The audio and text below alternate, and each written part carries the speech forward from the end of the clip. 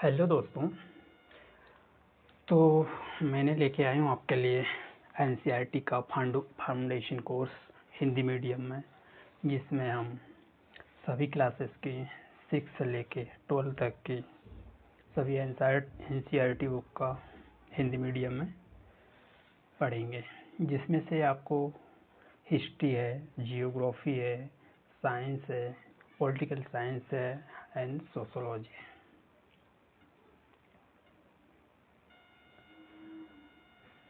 तो इनको हिस्ट्री देखेंगे, जियोग्राफी देखेंगे, साइंस देखेंगे, पॉलिटिकल साइंस देखेंगे और सोशोलॉजी,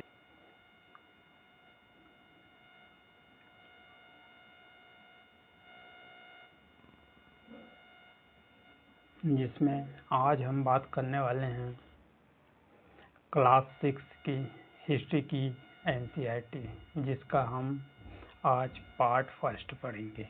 जितने भी पार्ट में कंप्लीट होगी इसको कंप्लीट करेंगे, जिसका पार्ट फर्स्ट है आज। इनमें टॉपिक देखते हैं। फर्स्ट है कब, क्या, कब, कहाँ और कैसे, इसको देखेंगे। आखेट, संघ संग्रहालय से भोजन उत्पादन तक सेकंड टॉपिक है। थर्ड टॉपिक है आरंभिक नगर। फोर्थ टॉपिक है इसमें क्या बताती है एनसीईआरटी और हमें किताबें और कब्र। पांचवा राज्य, राजा और प्राचीन गणराज्य। छठवा है इसमें नए प्रश्न और नए विचार।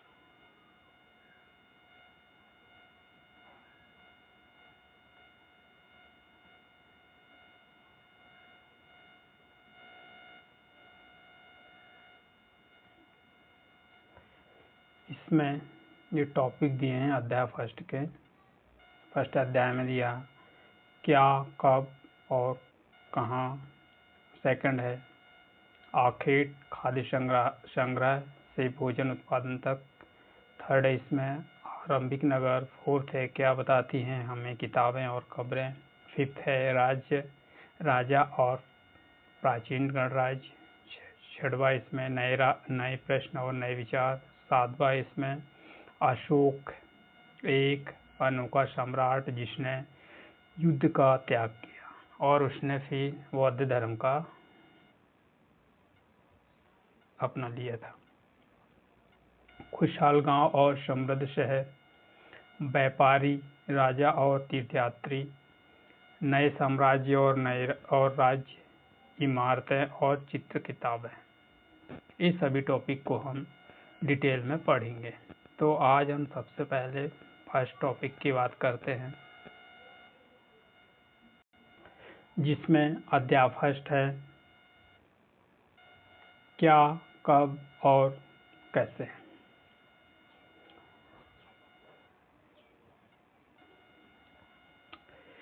रशीदा पूछती, रशीदा का सवाल क्या है। रशीदा बैठी अखबार पढ़ रही थी। अचानक उसकी निगाह एक सुर्खी पर पड़ी और 100 साल पहले वह सोचने लगी कि यह कोई कैसे जान सकता है कि इतने वर्ष पहले क्या हुआ। मतलब कहने का ये हुआ कि रशीदा जब अखबार पढ़ती है तो वह सोचने लगती है कि यह 100 साल पहले की सूचना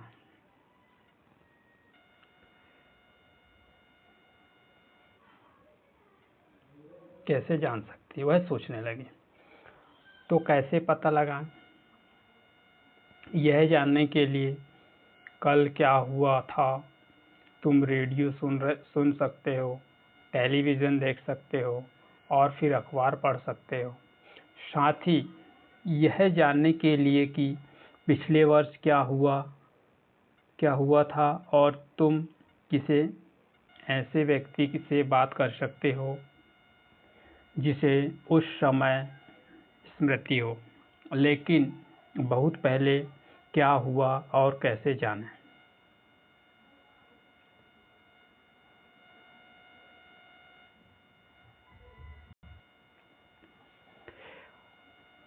अतीत के बारे में हम क्या जान सकते हैं कि हमारा बीता हुआ कल के बारे में क्या जान सकते हैं। अतीत के बारे में हम बहुत कुछ जान सकते हैं, मतलब कि जाना जा सकता है। जैसे कि लोग क्या खाते थे, कैसे कपड़े पहनते थे, किस तरह के घरों में रहते थे, और शिकार करते थे पशु पक्षियों का, जिससे कि वह अपना भरण पोषण करते थे। और व्यापारी, कलाकारों, संगीत, फिर वैज्ञानिक तरीके से, यानी मतलब कि पुराने तरीके से जिस तरीके से वह हासिल किया जा सकता था, तो उन सभी के बारे में हम जान सकते हैं या उसके बारे में पता लगा सकते हैं कि उस समय बच्चे से खेल खेल सकते थे, कौन सी कहानियाँ सुना सकते थे, कौन नाटक देख सकता था। ये सभी प्राचीन काल की बातें हैं। तो लोग कहाँ रहते थे, सवाल ये उठता है कि जब उस समय लोग कहाँ रहते थे, तो वह नर्मदा नदी, पता लगाओ कई लाखों वर्ष पहले लोग इस नदी के तट पर यहाँ रहने वाले आरंभिक लोग में कुछ कुशल संग्राहक थे, जो आसपास के जंगलों में विशाल परिचित और अपने भोजन के लिए जड़ी बूटी, फलों, कंदमूलों को इकट्ठा करके, जानवरों का शिकार करके वह अपने भोजन का निर्माण करते थे, जिससे कि उनकी जीविका आज चल सके। किनकी? प्राचीन लोगों की।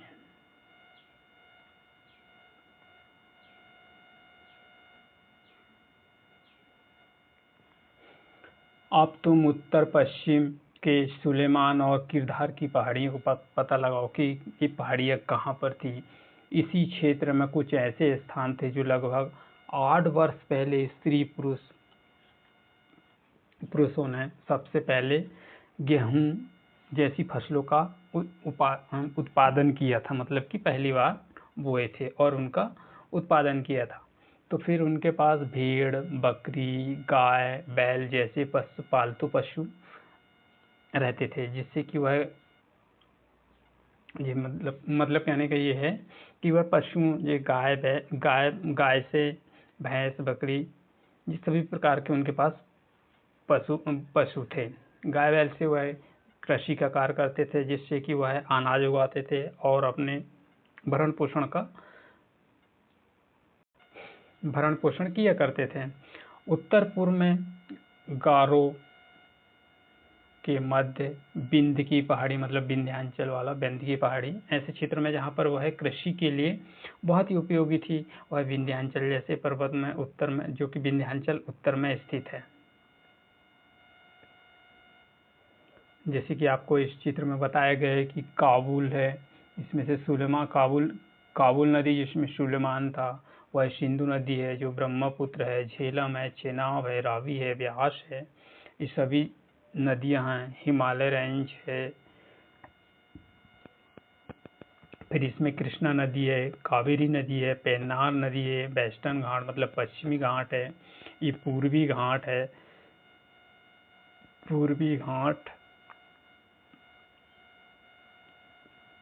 पश्चिमी घाट, और यहाँ पर महानदी है, विंध्यांचल रेंज है, नर्मदा है, सतपुड़ा है, गारो खासी जयंतिया, फिर इधर से आती है ब्रह्मपुत्र नदी।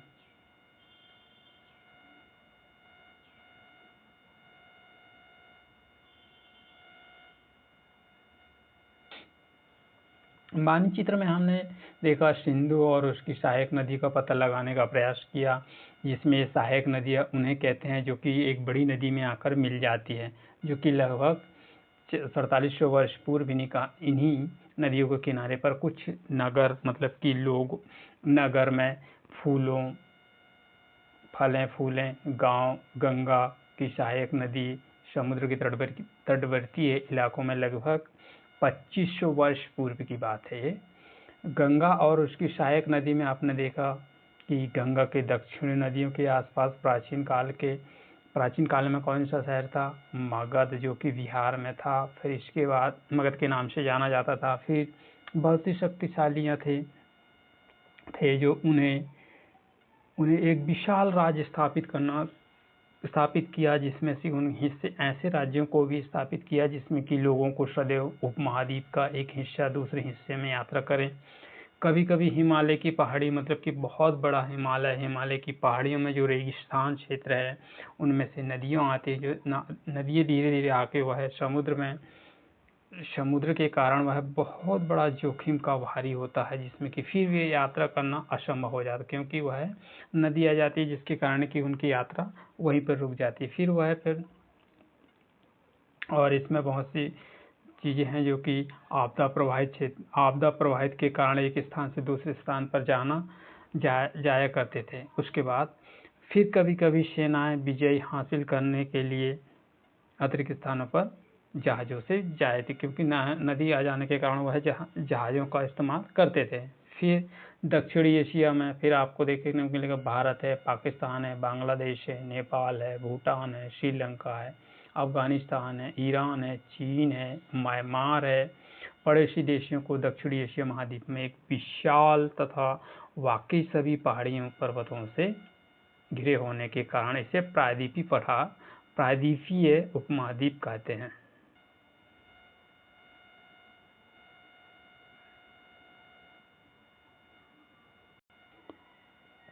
जैसे लोगों ने सदैव उपमहाद्वीपों के एक दूसरे से हिस्से तक यात्रा की, कभी कभी हिमालय, कभी ऊंचे पर्वतों, पहाड़ियाँ, रेगिस्तान, नदियाँ, समुद्र के किनारे जोखिम भरी। फिर ये सभी असंभव नहीं थी लोगों के लिए तलाश करना। फिर प्राकृतिक आपदाओं के कारण वह एक स्थान से दूसरे स्थान जाते, क्योंकि बहुत अधिक बाढ़ आ जाने के कारण उनका जो रहने का स्थान था वह ढह जाना, मतलब कि बह जाता था, जिसके कारण कि वह अब एक स्थान से दूसरे स्थान तक पलायन करने लगे थे। और फिर उनको इसी समस्या से गुजरना पड़ता था। फिर इसके अतिरिक्त व्यापारी वर्ग, कबीले वर्ग जहाज़ों में एक स्थान से दूसरे स्थान से मूल्यवान वस्तु को लेकर वस्तु को ले जाया करते थे। फिर लोगों शिक्षा और सलाह देते हुए वह एक गांव से दूसरे गांव, कस्बे, मतलब कि उसकी शिक्षा देने के लिए एक गांव से दूसरे गांव या एक कस्बे से दूसरे कस्बे तक लोगों के नए रोचक तथ्यों को खोजने की आवश्यकता की इन यात्रियों से लोगों को एक दूसरे के विचार जानने को मिलते थे, मतलब कि उनके विचार भी जानते थे और इनके विचार उनको बदलाते थे, कि इससे कि आपस में अपने विचारों का आदान प्रदान किया करते थे।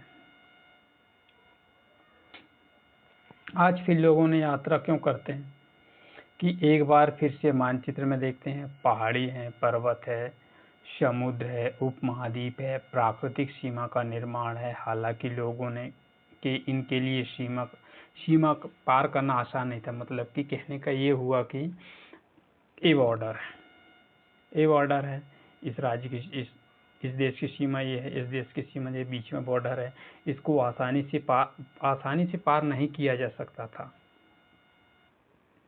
चाहे वह ऐसा करे। फिर पर्वतीय क्षेत्र की ऊंचाई अधिक होने के कारण, गहरे समुद्र होने के कारण वह नहीं जा सकते थे या पार नहीं कर सकते थे। उपमहाद्वीप से बाहर के लोग आए और वहाँ यहीं पर बस गए, मतलब कि ये उपमहाद्वीपी यहाँ से लोग भारत में आए और भारत में ही बसने लगे।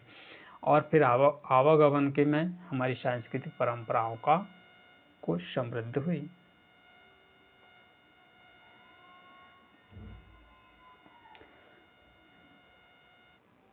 फिर से कई वर्ष तक पत्थर तराशने लगे, संगीत रचना, यहाँ भोजन को बनाने के लिए नए तरीके से और दूसरे विचारों को अपनाने लगे।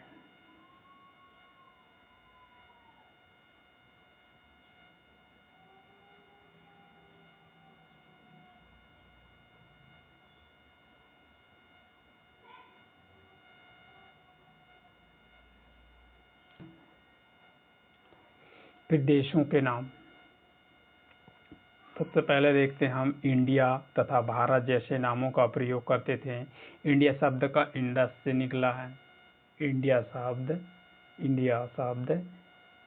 इंडस से निकला है, जिसे संस्कृत में सिंधु कहते हैं। इसके अपने एटलस ईरान यूनान का पता लगाने के लगभग कितने 2500 वर्ष पहले उत्तर पश्चिम की ओर आने वाले ईरानी यूनानी सिंधु को हिंदोस या इंदोस नदी के पूर्व में स्थित प्रदेश की इंडिया कहा जाता था, क्योंकि वह पूर्व में थी।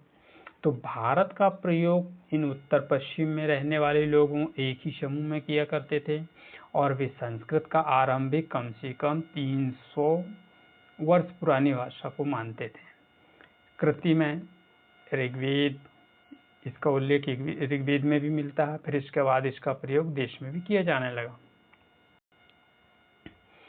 षड्यंत्रों से बनी पांडुलिपि, ताड़पत्रों से बनी पांडुलिपि।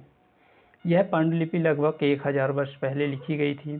किताबें बनाने के लिए ताड़ के पत्तों को काटकर उनमें अलग अलग हिस्से को एक साथ बांधकर भेजा जाता था।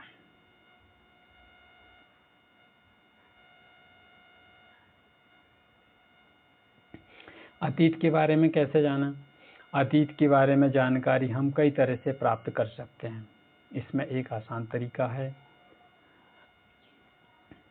इसमें आसान तरीका है पुस्तकों को ढूंढना और पढ़ना। ये पुस्तकें हाथ से लिखी होने के कारण पांडुलिपि कही जाती, क्योंकि इनको हाथ से लिखा जाता था, इसके कारण इनको पांडुलिपि कहते हैं। अंग्रेजी में पांडुलिपि के लिए उपयुक्त होने वाला मैग्नोस्क्रिप्ट शब्द लैटिन है, जिसका मेन्यू का अर्थ है हाथ से निकला है। और पांडुलिपि प्रायः ताड़पत्रों, हिमालय क्षेत्र से उगने वाली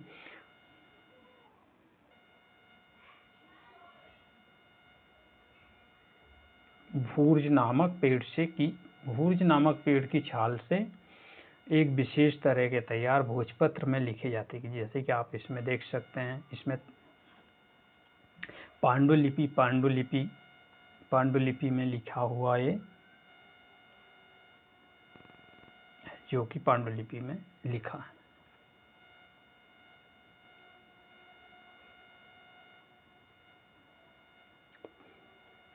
कई वर्षों में पांडुलिपि कैसे लिखा जाता था?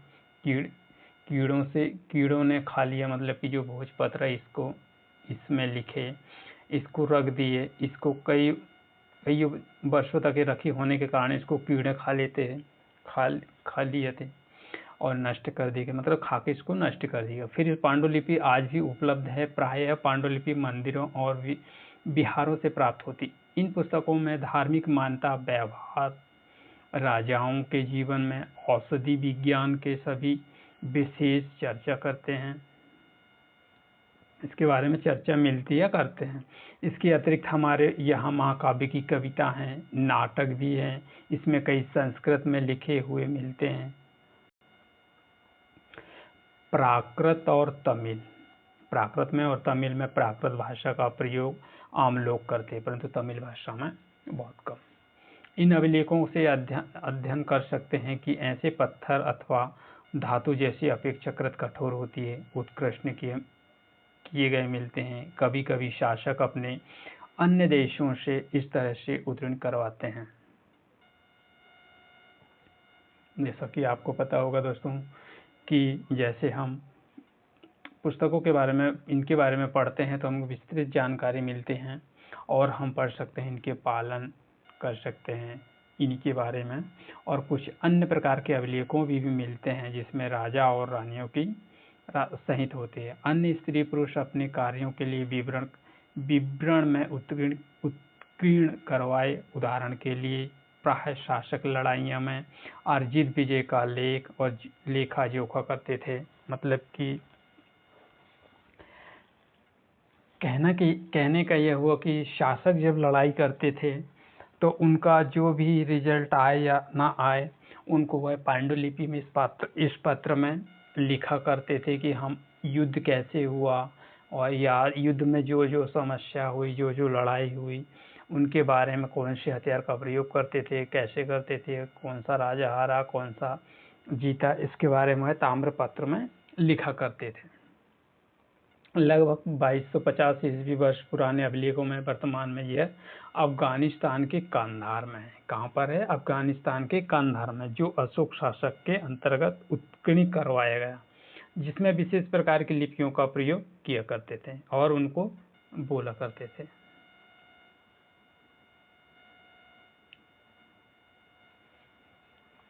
क्या तुम बता सकते हो कि कठोर है या लेख लिखने के लिए क्या लाभ है? ऐसे करने से क्या कठिनाई होती है? इसके अतिरिक्त कई वस्तुओं का प्रयोग अतीत में बनी हैं और कई का प्रयोग की जाती थी। वस्तुओं का अध्ययन करने के लिए वह पुरातात्विक कहलाता था। मतलब कि जिन वस्तुओं का अध्ययन करते थे उन्हें हम पुरातात्विक कहलाते थे। और पुरातात्विक पत्थर, ईंटों से बनी इमारतों जैसे चित्र, मूर्तियां का अध्ययन करना, औजार, हथियार है, बर्तनों हैं, आभूषण हैं, इन सभी का उसमें उल्लेख मिलता है।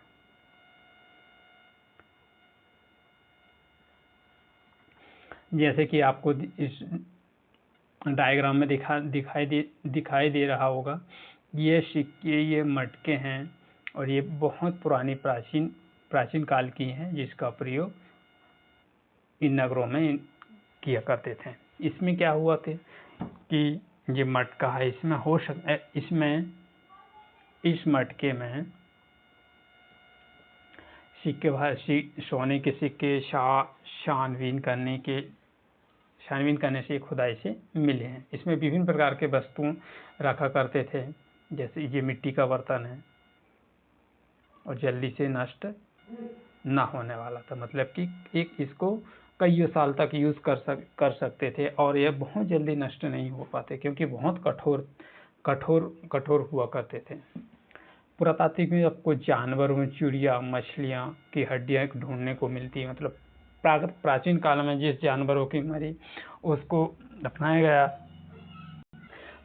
गया, जिसमें कि उसमें विभिन्न प्रकार के जानवरों की हड्डियां मिली, जिसके बारे में लोगों को पता चलता है। और ये वनस्पति के अवशेष मुश्किल से बच पाते हैं, जिसमें कि अन्न दाने, लकड़ियां, टुकड़े खा लेते हैं, जिसके कारण पुरातात्विक में बधुआ कपड़े का विशेष अवशेष मिलते हैं। बहुधा कपड़ों का मतलब बहुधा कपड़ों की इसमें कुछ अवशेष मिलते हैं। पांडुलिपि, अभिलेख और पुरातात्विक से ज्ञात जानकारी से हमें इतिहासकारों के स्रोत से मिलती है। हम इतिहासकारों उन्हें कहते हैं जो हमारे अतीत का अध्ययन करें, उन्हें हम इतिहासकार कहते हैं। इतिहासकार का मतलब होता है जो कि प्राचीन समय से उन वस्तुओं का अध्ययन करें और उसके बारे में और अतीत के बारे में जान सके, उन्हें इतिहासकार कहते हैं। स्रोत से प्राप्त अतीत के बारे में पढ़ना रोचक हो जाता है, क्योंकि इन स्रोतों की सहायता से हम धीरे धीरे अतीत का पुनः निर्माण कर सकते हैं। इतिहासकार, पुरातात्विक जासूसों इन स्रोतों का प्रयोग किया करते थे।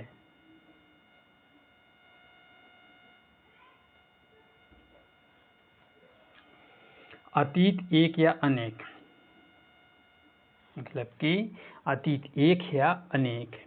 क्या तुम पुस्तक के शीर्षक हमारे अतीत पर ध्यान दिया?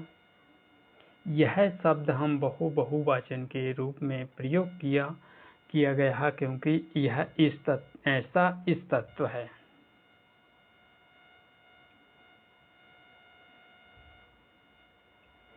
की ओर ध्यान दिलाने के लिए किया गया है। अलग अलग समूह के लोगों जो अतीत में अलग अलग उदाहरण देकर पशु, कृषकों, राजाओं, रानियों और व्यापारी शिल्प वर्गों आदि से वह जैसा आज भी देखते हैं, क्योंकि आज भी हम व्यापारी वर्ग, शिल्प वर्ग है, वो आज भी है। जैसा कि हम समय समय पर देश के अलग अलग हिस्सों में व्यवहार या रीति रिवाजों का पालन करते हैं। इसका मतलब ये हुआ कि आज भी विभिन्न तरीके से हम कई तरीके से रीति रिवाजों का पालन करते हैं। जैसे कि आज आज अंडमान के द्वीप समूह में अपना खुद का वो अलग होता है, क्योंकि उनको वहाँ पर कोई डिस्ट्रीब्यूट नहीं कर सकता, मतलब कि वहाँ पर कोई आ जा नहीं सकता। अंडमान एक ऐसा क्षेत्र है जहाँ पर विभिन्न प्रकार के लोग या विभिन्न प्रकार के जातियों के लोग रहते हैं, जिसमें कि आना जाना वर्जित है, मतलब कि कोई उनसे बात भी नहीं कर सकता। मछली का पकड़ना, शिकार करना, फल फूल संग्रह करना, फिर इसमें से लोग खाद्य आपूर्ति के लिए अन्य व्यक्तियों पर निर्भर करते थे, मतलब कि जो उनको एक दूसरे पर निर्भर करते थे। दूसरे ज़्यादा तो वह भोजन का निर्माण करके, मतलब कि भोजन के इधर उधर से लाके फिर वह अपने फैमिली सदस्यों को खिलाता था, क्योंकि वह एक दूसरे पर निर्भर रहा करते थे। वह भीत अतीत में विद्यमान थे। इसके अतिरिक्त हम अन्य तरह के भीति और शासकों के बारे में अपनी विजय को लेखा जोखा कर, मतलब कि जो शासक हुआ करते थे वह किस राज्य को जीते, किस राज्य से हारे, उसके बारे में विभिन्न प्रकार की हमें लेखा जोखा रखते हैं। इन शासकों का तथा उनमें से लड़ी जाने वाली लड़ाइयों को काफी कुछ हद तक हम जानते हैं, जैसे कि शिकारी है, मछुआरा है, संग्राहक है, कृषि है, पशुपालक है, जैसे आम लोग की लेखा जोखा के बारे में पुस्तक की सहायता से हम इनमें मदद करते हैं। हालांकि वह आज भी है, जैसे कि व्यापारी वर्ग, पशुपालक वर्ग, ये सभी आज भी हैं। और तिथियों का मतलब क्या होता है? अगर कोई तिथि आज की स्थिति में शायद उस दिन में तारीख माह वर्ष 2000, इसी तरह से वह कोई भी तारीख हो सकती है, कोई भी माह हो सकता है, कोई भी दिन हो सकता है, जो कि ईसाई धर्म के प्रवर्तक ईसा मसीह हुआ करते, जिसका जन्म 2000 ईसा पूर्व की पहले की बात है। ईसा पूर्व मसीह 2000 जन्म के पहले की बात है। और मसीह के जन्म के पूर्व में सभी तिथियां ईसा वर्ष के रूप में ही जानी जाती है। इसमें पुस्तक में 2000 से आरंभिक मानते हैं, वर्तमान से तिथियों का उल्लेख मिलता है।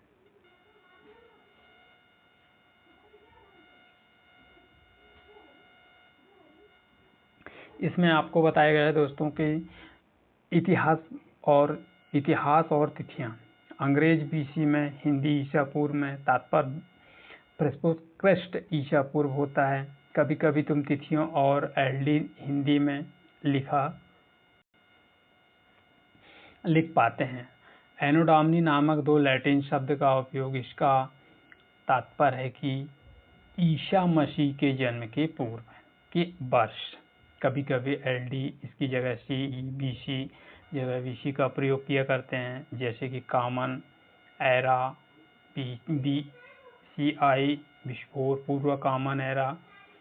इसके बारे हम विभिन्न प्रकार के प्रयोग करते हैं, जैसे कि इस रूप में लगभग 2 आरंभिक काल में जाना जाता है। कभी कभी अंग्रेज में बीसी अक्षरों का प्रयोग करते हैं, जिसका उपयोग सेक्टर वर्तमान में लिखने में इस प्रकार के उन तिथियों का ही उपयोग किया करते थे। अब इसमें देखा जाता है कि जैसा कि हम पहले भी पढ़ चुके हैं कि उत्कीर्ण करवाया गया। इनमें अभिलेख विभिन्न तरीके से अभिलेख मिलते हैं, जैसे शेर का है और ध्वज मटकी हैं, और विभिन्न प्रकार के अभिलेख मिलते हैं, जैसे कि इसमें शेर है, गिद्ध है, और विभिन्न तरीकों के पक्षियों के बारे में या जंतु के बारे में जानने को मिलता है। मिस्र के उत्तरी तट पर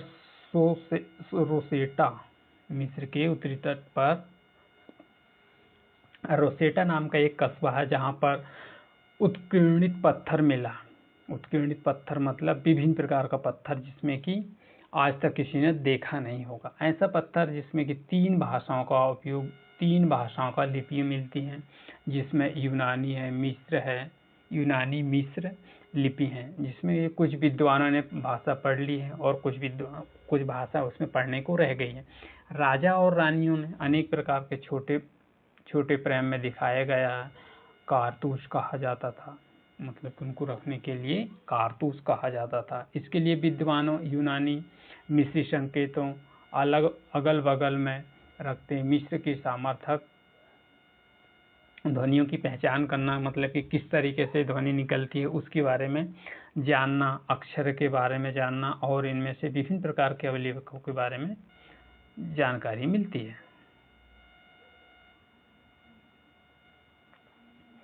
तो उपयोगी शब्द क्या हुआ? पांडुलिपि क्या है, जिसमें कि मैंने आपको बताया कि पांडुलिपि किस प्रकार के अभिलेख कैसे होते हैं। पुरातात्विक मतलब बहुत पुराने, इतिहासकार मतलब कि जो पुरानी चीज़ों को खोज कर या उनके बारे में बतलाते हैं, उन्हें इतिहासकार कहते हैं। स्रोत हैं, अज्ञात लिपि हैं, कुछ तिथियां हैं। महत्वपूर्ण कुछ तिथियां, जैसे कि कृषि का आरंभ काल 8000 ईसा पूर्व का हुआ, और फिर सिंधु सभ्यता का प्रथम नगर था वह 4700 वर्ष पहले हुआ, और गंगा नदी घाटी नगर में मगध की बड़ी साम्राज्य कब हुई? 2500 ईसा पूर्व में। वर्तमान में यह 2000 ईसा पूर्व है।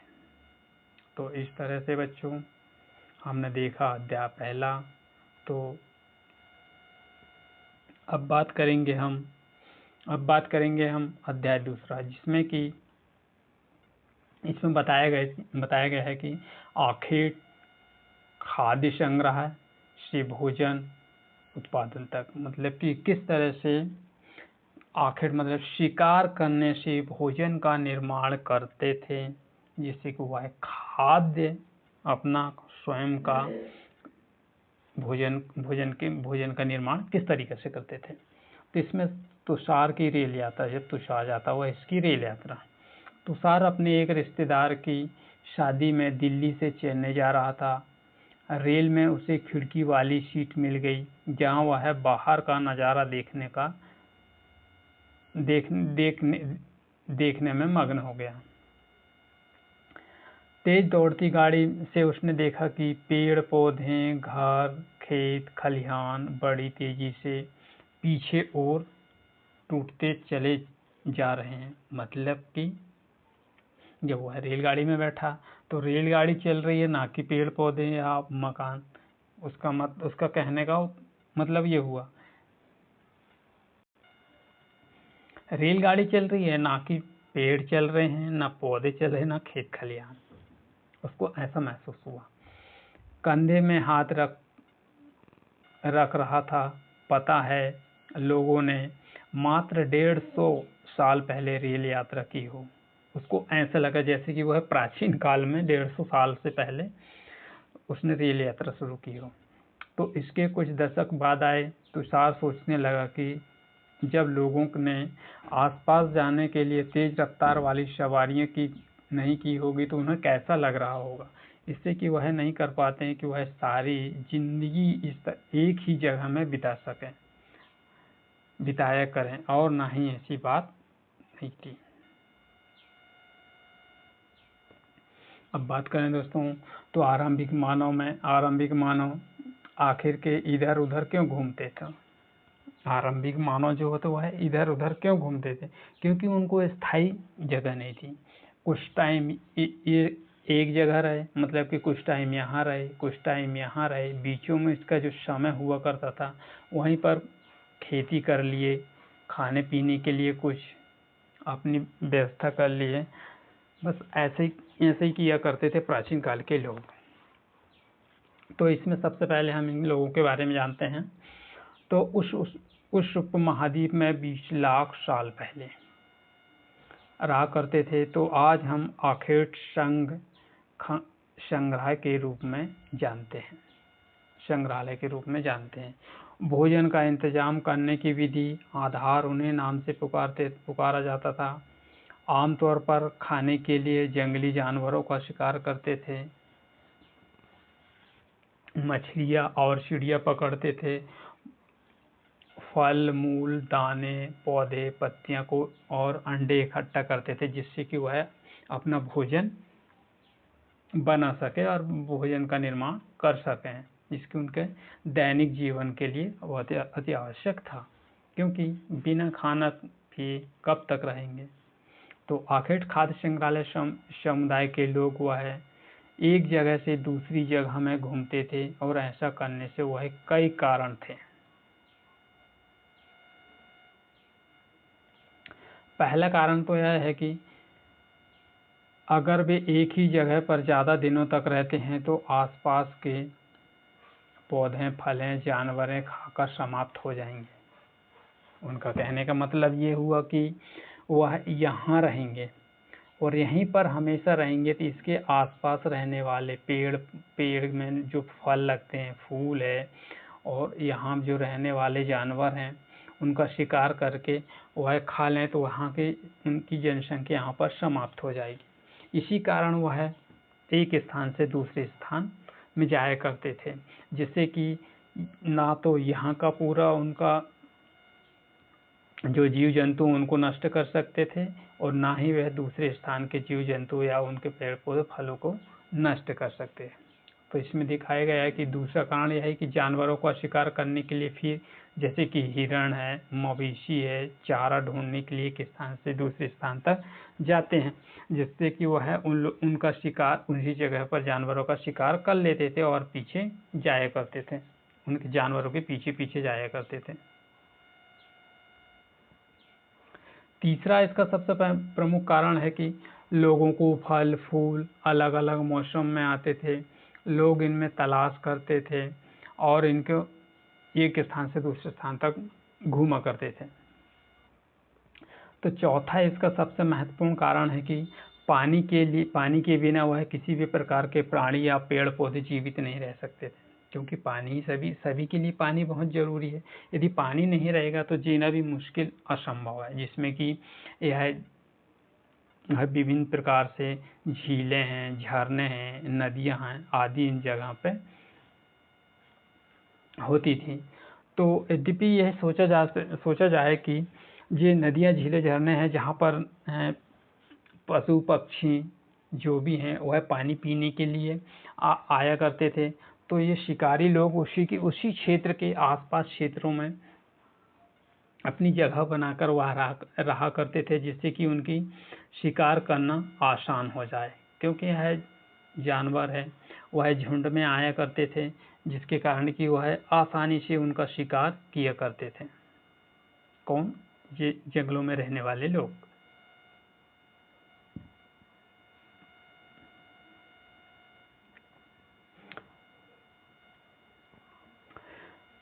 आरंभिक मानव के बारे में जानकारी कैसे मिलती, मतलब कि पुराने समय में जो मानव रहते थे उनके बारे में किस प्रकार की जानकारी मिलती थी।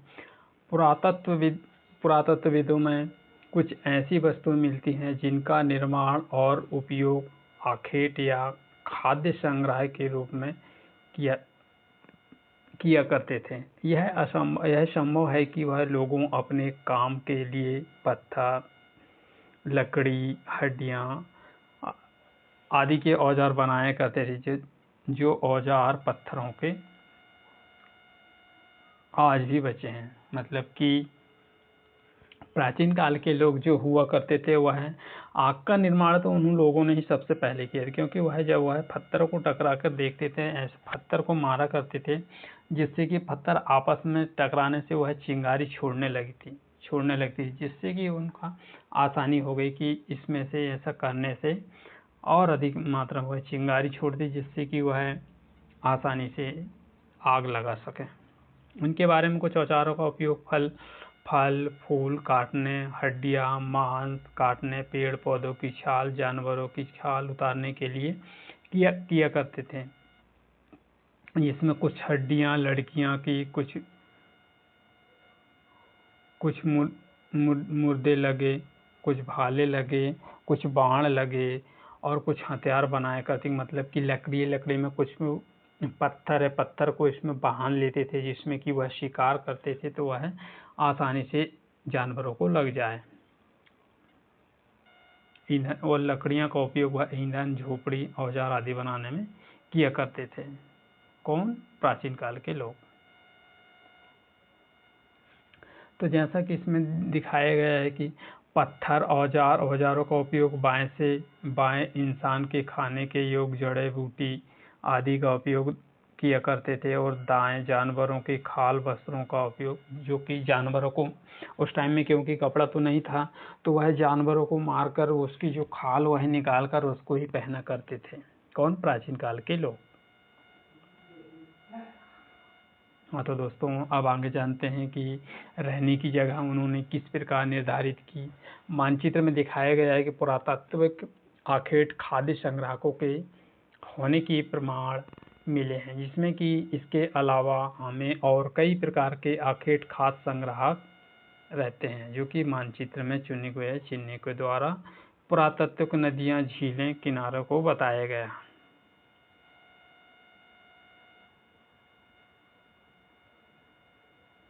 जैसे कि नदियां बुरजोम, मेहरगढ़,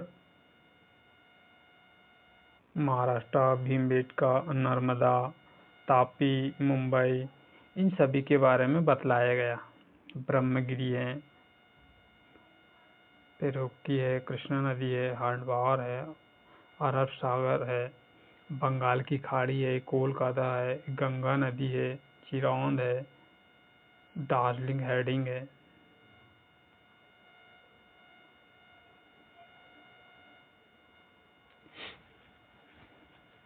भीमबेटका आधुनिक समय में है प्राथमिक पुरातात्विक गुफाएं हैं, जिसमें कंदराएं की मिली हैं। लोग गुफाएं में इसलिए रहते थे क्योंकि उन्हें बारिश, धूप, हवाओं से राहत मिले, और गुफाएं नर्मदा घाटी के पास हैं। तुम बता सकते हो कि रहने के लिए लोगों को किस तरह की जगह का चुनाव करना पड़ता था। चूंकि पत्थर उपकरण होने की बहुत महत्वपूर्ण था, इसीलिए वह ऐसी जगह को ढूंढते थे जहां पत्थर ना मिले। जैसे कि शैल चित्र में इनको बताया गया है कि एक शैल चित्र है जिसमें चित्र आगे और बताओ। जिन गुफाओं में लोग रहते थे उनमें से कुछ दीवार चित्र मिलते हैं, जिनमें कि कुछ उदाहरण के लिए मध्य प्रदेश है, दक्षिणी उत्तर प्रदेश की गुफाएं में जंगली जानवरों के कुछ सजीव चित्रण मिले, जैसे कि इसमें दिखाया गया है। इस प्रकार की चट्टानों को काट काट करके वो बनाया करते थे।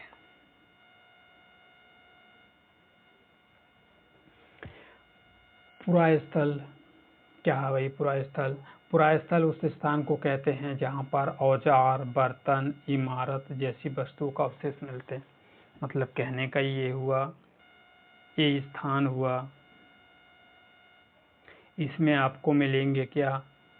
औजार मिलेंगे, बर्तन मिलेंगे, इमारत मिलेंगी, और विभिन्न प्रकार की वस्तुओं को रखा जाने वाला स्थान को ही हम क्या बोलते हैं? पुरास्थल निर्माण करने के लिए उपयोग किया जाता है, जो कि अंदर कभी कभी समुद्र और नदी के तल पर पाए जाते हैं। पुरास्थलों के बारे में अगले अध्याय में बताया जाएगा।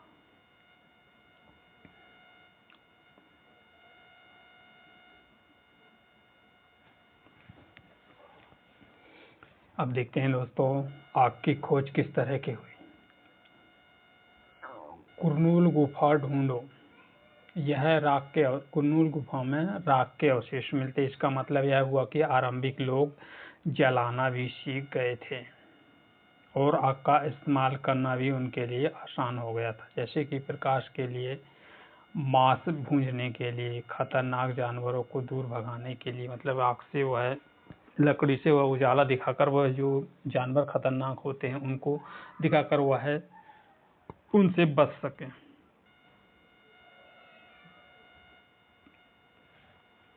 नाम और तिथियां। हम जिस काल के बारे में पढ़ रहे हैं पुरातात्विक विदों, उनके बड़े बड़े नाम हैं। जैसे आरंभिक काल को ही हम पुरावासण काल कहते हैं, शब्दों से प्राचीन पाषाण यानी पत्थर से बना हुआ, जिसका नाम पुरातत्व स्थल पत्थर के औजारों का महत्व को बताता है। पूरा पाषाण काल में 20 साल पहले, मतलब कि बहुत पहले की बात है, जिसमें कि 12,000 ईसा साल पहले के दौरान की गई, जिसमें कि 3 भागों में विभाजित किया गया, आरंभिक, मध्य और उत्तर पूरा पाषाण। मानव को लगभग 99% कहानी इसी काल के दौरान घटित है। जिस काल में पर्यावरण का बदलाव मिलता है, मेसोथिलीन मिलती है, यानी मध्य पाषाण युग है। इसका लगभग 12,000 वर्ष पहले से लेकर 10,000 वर्ष पहले तक माना गया है, जिसमें कि पाषाण औजार है, आमतौर पर छोटे होते हैं और माइक्रोक्रोलिथ या लघु पाषाण कहा जाता है। औजारों की हड्डियां, लकड़ियां काटने, हाशिया बनाने और औजार मिलते हैं, जो कि साधारणतः पूरा पाषाण युग के बारे में औजार दिए बनाए गए हैं। अगले कुछ शुरुआत लगभग 10,000 साल पहले होती है। नवपाषाण युग कहा जाता है। जैसे नवपाषाण युग का मतलब होता है, हमें कुछ उन स्थानों के नाम दिए गए हैं जिसके अगले अध्याय में हम अनेक नामों मिलेंगे। अक्सर इन पुराने स्थानों के लिए हमें नामों का प्रयोग करते हैं, जैसे कि अप्रचलित है, और क्योंकि इनमें ज्ञात नहीं है तथा उनके काल नाम से ही होंगे। अब बात करते हैं दोस्तों कि उस टाइम पे जलवायु कैसी थी। अब जलवायु लगभग 12,000 साल पहले दुनिया जलवायु के बहुत बड़े बदलाव हुआ। आज की स्थिति में देखें हम तो जलवायु का बहुत ही बड़ा एफर्ट पड़ा, जिसके कारण कि इसका एफर्ट का कारण यह है कि फैक्ट्री उद्योगों का बहुत अधिक मात्रा में प्रचलित होना या बहुत अधिक मात्रा में उद्योग फैक्ट्रियों का निर्माण होना, जिसके कारण कि वातावरण प्रदूषित होता है और इसके परिणाम स्वरूप इसमें कि विभिन्न प्रकार के पशु पक्षी मिलते हैं, जिसमें कि हिरण है, बारहसिंगा है, भेड़ है, बकरी है, गाय है, जैसे जानवरों की संख्या लगातार खासकर जिंदा रह सकते हैं। जो लोग जानवर का शिकार करते थे वह उनके पीछे आए और उन्हें खाने के पीछे की आदतों और प्रजनन के लिए समय जानकारी हासिल करने लगे। हो सकता है कि तब लोग जानवरों को पकड़कर अपनी जरूरत के हिसाब से पालने और उन्हें सोचने लगे और उनसे साथ ही इस काल में मछली का भोजन महत्वपूर्ण बना सके। अब दोस्तों वह खेती और पशुपालन का शुरुआत प्राचीन काल के लोग किस तरह से किए। इसके दौरान उपमहाद्वीप में विभिन्न प्रकार के इलाकों गेहूं, धान जैसे प्राकृतिक अनाजों का प्रयोग मतलब कि उन लोगों ने सबसे पहले गेहूं का और धान का। अब इसमें सवाल उठ सकता है कि प्राचीन काल में उपमहाद्वीप में जो भिन्न भिन्न इलाकों में रहने वाले आदिवासी लोग थे, तो उन्होंने सबसे पहले किस अनाज का उगाया। तो आप देखेंगे कि उसमें आपको गेहूं मिलेगा, धान मिलेगा। ये दो ही प्रकार की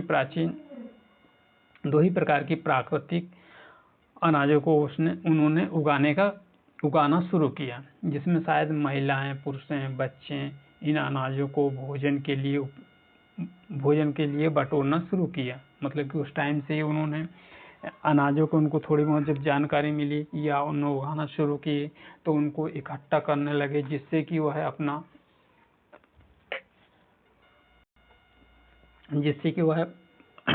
कि वे पारिवारिक भरण पोषण आसानी से कर सकें। इसी तरह लोगों ने अपने घरों के आसपास चारा रख कर जानवरों को आकर्षित किया, जिससे कि वह जानवर उस चारे को देखकर जानवर आ जाएं, जिससे कि उनको पकड़ा जाए और आसानी से उन्हें पालतू बनाया जा सके, जिससे वह जंगली जानवरों को पालतू बनाएगा। जिसमें कि जंगली पूर्वज धीरे धीरे वह जैसे भेड़ है, बकरी है, गाय है, सूअर है आदि जानवरों के वह नज़दीक आते गए और उत्साहित होने लगे। वह फिर धीरे धीरे करके वह जानवर एक साथ इकट्ठा आने लगे और फिर उनको पकड़कर वह पालतू बनाने लगे। कौन? आदिवासी लोग, उस टाइम के लोग। अब देखते हैं कि उनके बचने की प्रक्रिया किस प्रकार हुई। जैसा कि बताया गया है कि लोगों के द्वारा पौधे उगाना, जानवरों की देखभाल करना बचने की प्रक्रिया का नाम दिया गया। मतलब कि उन्होंने लोगों के द्वारा उगाने और जानवरों को पालतू बनाकर रखने या उन पर बचने वाली प्रक्रिया को क्या कहा गया? प्राकृतिक का नाम दे दिया गया।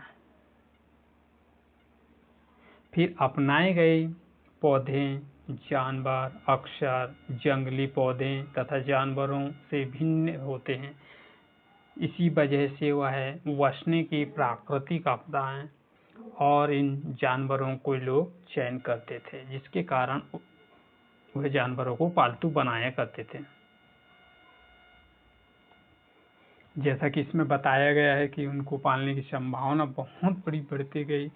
मजबूत डंठलें अनाज के लिए उनको विभिन्न तरीके से संभाल कर रखा जाता था और उन्हीं जानवरों को वह आगे प्रजनन के लिए चुना जाता था और आमतौर पर अहिंसक होते थे, जो कि एक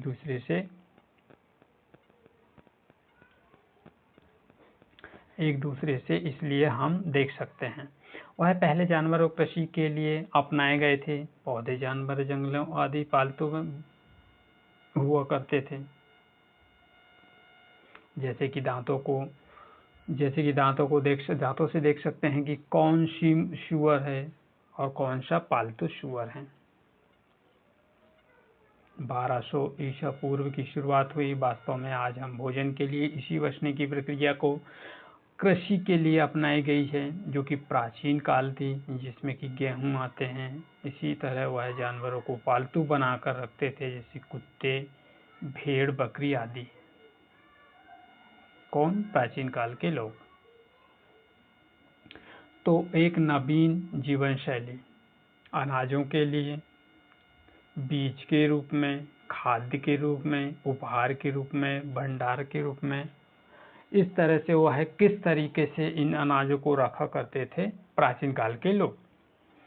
तुम कि जैसे पौधों से बीज को एक बार देखो, तुम पाओगे कि किस तरह से विकसित होने का कुछ वक्त लगता है। किसी भी चीज को विकसित होने में कुछ वक्त लगता है, फिर सालों साल लगभग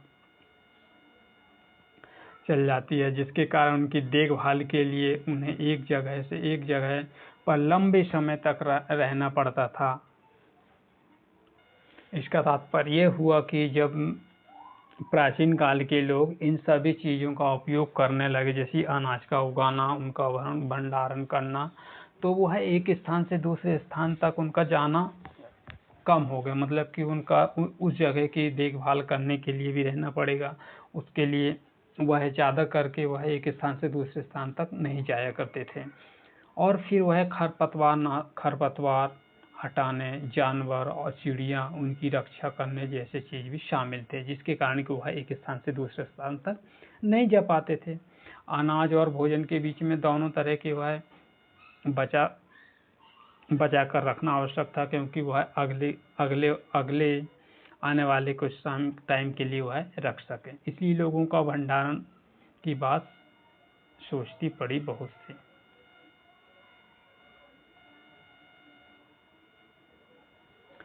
इलाके के लोग मिट्टी भर के लिए मिट्टी के बड़े बड़े, मतलब कि जो वहाँ पर जो जितने भी लोग रहा करते थे, वह इलाके बहुत बड़े बड़े मिट्टी के बर्तन बनाते थे, जिसमें कि वह अनाज को इकट्ठा रख सके, वो अनाज खराब ना हो सके, उसमें पानी ना पड़ सके। यदि पानी पड़ेगा, पानी उसमें कुछ पानी लगा तो वह डैमेज के रूप में डैमेज हो जाएगा, जिसके कारण कि वह खराब हो जाएगा।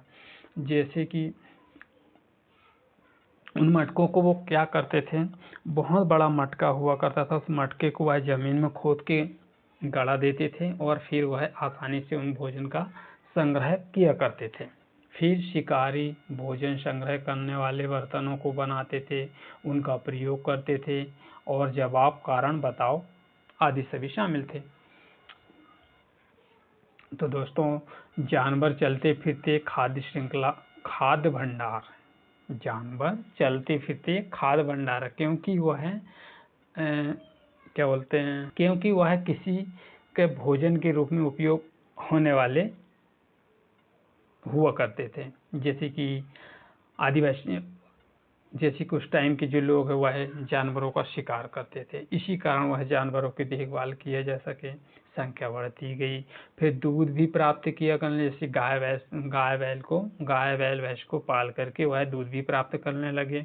यही नहीं, जानवरों से वह जानवरों को मार के उनसे मांस भी मिलता था। दूसरे शब्दों में कहें तो पशुपालन, भोजन भंडारण एकत्रित करना। इसी भोजन के अतिरिक्त वह जानवरों को क्या मिलता था, जानवरों का, आज जानवरों का उपयोग किस तरह किया करते हैं। अब देखते हैं कि आरंभिक काल में कृषक और पशुपालकों के बारे में क्या पता चलता है। मतलब कि उस टाइम पे आरंभिक काल में कृषक और पशुओं के बारे में क्या पता चलता है। तो नीचे दिए गए नीले दुर्ग के किले के बारे में बतलाया गया है, जिसमें एक बिंदु दर्शाए गए हैं पुरातात्विक साहित्य के बारे में। जैसे पशुपालकों के होने के कारण साक्ष्य मिलते हैं, पूरे उपमहाद्वीप में पाए गए हैं। इनमें सबसे महत्वपूर्ण पश्चिमी उत्तर क्षेत्र है जो कि कश्मीर वाला है, पूर्वी है, दक्षिणी भारत के कुछ क्षेत्रों में। वास्तव में निर्दिष्ट स्थानों पर कृषि और पशुपालकों की बस्तियां थी नहीं। इसे जांचने के लिए वैज्ञानिक खुदाई में मिले पौधों, पशुओं, हड्डियां, नमूने का अध्ययन करते हैं और सबसे पहले रोचक जानकारी अनाज के दानों के अवशेष भी इन्हीं खुदाई से मिलते हैं। फिर जानबूझकर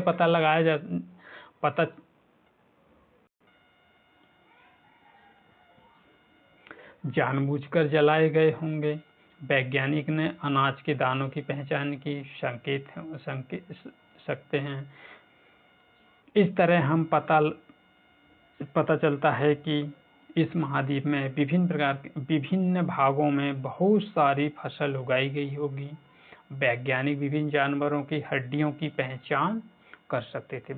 वैज्ञानिक जो होते हैं वह उन जानवरों की हड्डियों से उनकी पहचान कर सकते हैं, जिसके से कि वह कौन सा जानवर है और किस तरीका से।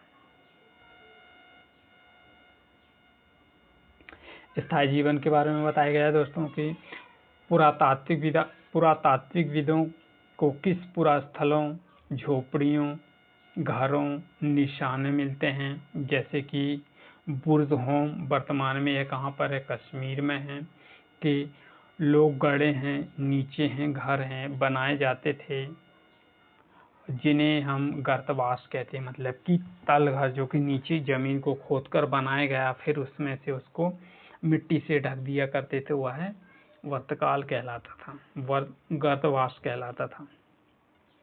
उतरने के लिए वह, जैसे कि ये हुआ मट्टी का, इसमें गड्ढा खोद के फिर यहाँ से कुछ ऊपर से कुछ डाल देते थे, फिर यहाँ पर वह सीढ़ी की सहायता से वह नीचे आने का रास्ता बना लिया करते थे, और फिर ऊपर से यहाँ पर झोपड़ी बना देते थे, जिससे कि वह पानी आसानी से नीचे ना आ सके और ना ही वह इसको खराब कर सके। झोपड़ी के अंदर बाहर दोनों तरफ से आग जलाने की जगह थी, जैसे कि उसमें उजाला के लिए मौसम के अनुसार घर के अंदर या बाहर खाना पकाते थे। जैसे कि साफ मौसम रहा तो वह घर के बाहर खाना पकाया करते थे, और मौसम थोड़ा खराब रहा तो वह घर के अंदर खाना बनाया करते थे।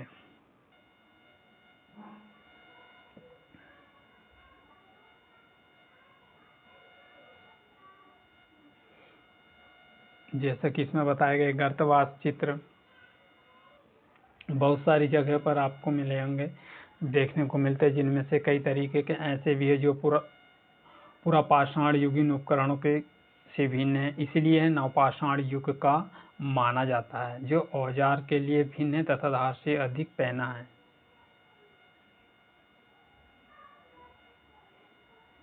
औजार के लिए भिन्न है तथा धार से अधिक पैना है,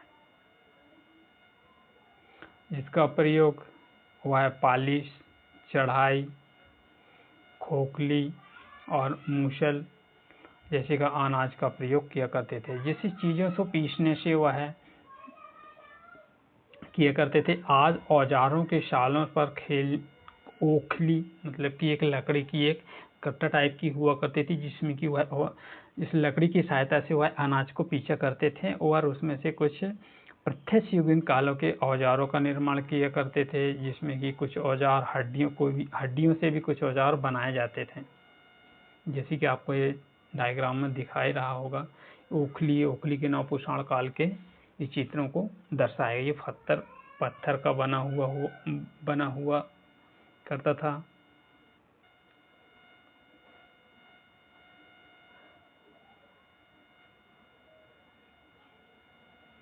नवपाषाण युग पुरातात्विक स्थलों में कई प्रकार की मिट्टी के बर्तन मिलते हैं। नवपाषाण युग में आपको पुरातात्विक स्थल में जो विभिन्न प्रकार की मट्टियों के छोटे बड़े मटके मिले बर्तन हैं। क्या तुम कल्पना कर सकते हैं कि इस पात्र में क्या रखा होगा? हो सकता है जैसे कि इस पात्र में आप देख सकते हैं कि इसमें चावल, गेहूं, दलहन, अनाज आदि, अरहर आदि का उपयोग इनको रखने के लिए किया करते थे और कपड़े बुनने के लिए भी किया करते थे। कपास जैसे कि आवश्यक पौधे भी उगाए जाते थे, क्योंकि उससे वह कपास का निर्माण कर सके और उससे कपड़े बनाए जा सके। इसी तरह वह स्त्री पुरुष शिकार भोजन संग्रह के लिए उपयोग किया करते थे और इसमें साथ से हजारों सालों वर्ष में दरम्यान धीरे धीरे वह पशुपालन करना अपना लिया और फिर बहुत से लोग मौसम के मुताबिक अदल बदल करके जीविका चलाने लगे।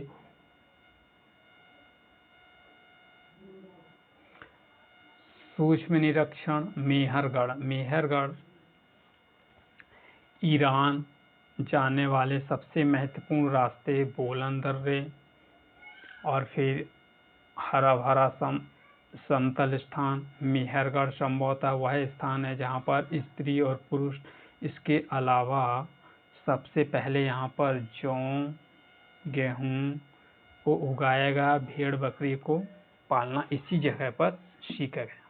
यहाँ पर विभिन्न प्रकार की हड्डियाँ मिलती हैं, जिनमें कि हिरण है, शुअर है, जंगली जानवरों, भेड़ बकरियाँ आदि की हड्डियाँ मिलती हैं।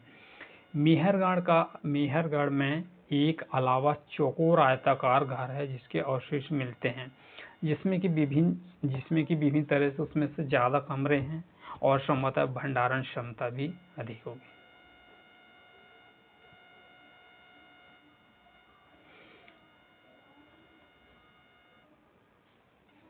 तो मृत्यु के बाद सामान्यतः वह मृतकों के सगे संबंधी को उसके प्रति सम्मान जताते थे और लोगों की आस्था और मृत्यु के बाद भी जीवन होता था, इसीलिए उन कब्रों को मृतकों के साथ कुछ महीने रखा जाता था। मतलब कि जो मर जाता था उसको उसके परिवार वाले के साथ उसे रखा जाता, कुछ दिनों के लिए रख दिया करते थे, जिससे कि उसमें कुछ समय उनके साथ बिता सके।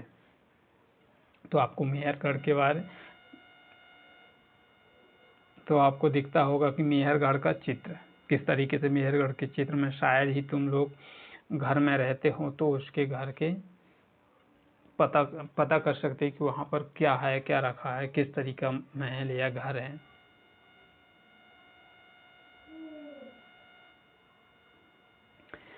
ऐसी कब्रें जिसमें कि कब्रें मिली हैं, एक कब्र में एक मृतकों के साथ बकरी भी है को भी दफनाएंगे। मतलब कि जो मरा आदमी मर जाता है तो उसके साथ एक जानवर, चाहे वह एक कुत्ता हो या बकरी हो उसको दफनाया जाता है, जिससे कि परलोक में मृतकों को जाने के लिए रखा गया। ये सभी जानकारी पुरातात्विक विभागों से मिलती है, जिसमें कि उनकी खोज करके उनके बारे में पता कर सकते हैं, पता लगाया जाता है और फिर इसके बारे में जानकारी मिलती है।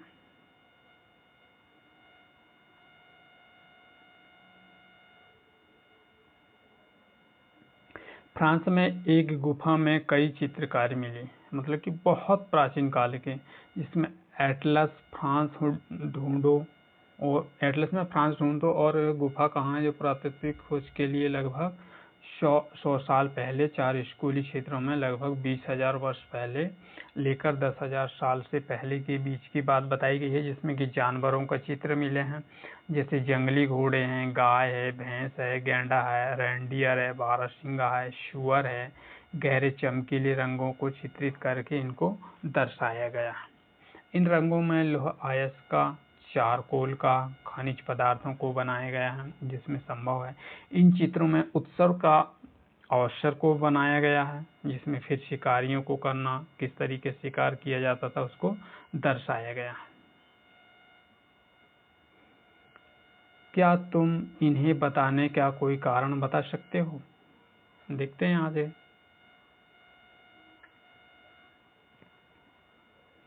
उपयोगी शब्द। आखेट खाद्य श्रृंखला मतलब कि पुरा स्थल, उद्योग स्थल, आवासीय स्थल मतलब कि जहाँ पर वह रहने का स्थान। पूरा पाषाण काल, बहुत प्राचीन काल के लोग जो उस काल में रहा करते थे। मध्य पाषाण बीच का, लघु पाषाण मतलब कि उनके बाद का, कृषक है, पशुपालक है, और फिर नवयुग है। नवपाषाण युग मतलब कि वर्तमान कालीन का युग, जिसमें उनको एक नवपाषाण पूरा स्थल है, पूरा पाषाणिक पूरा स्थल। एटलस में तुर्की ढूंढो, क्योंकि तुर्की में सबसे ज्यादा पुरातात्विक स्थल है। नवपाषाण युग सबसे प्राचीन पुरा स्थलों में से एक है। एक चाताल हायूडी तुर्की में है। यहाँ पर दूर दराजों में स्थानों में कई चीजें लाई जाती हैं और उनका उपयोग किया जाता है। इसीलिए सीरिया से लाए गए चमक पत्थर, लाल सागर, कौड़ियाँ, भूमध्य सागर, सीरिया। ध्यान रहे कि उस समय सबसे पहले विकास हुआ और लोग सामान खुद या जानवरों को पीठ पर लाद कर चला करते थे, मतलब कि लोग सामान को उनके पीठ पर लाद कर चला करते, मतलब कि जानवर के।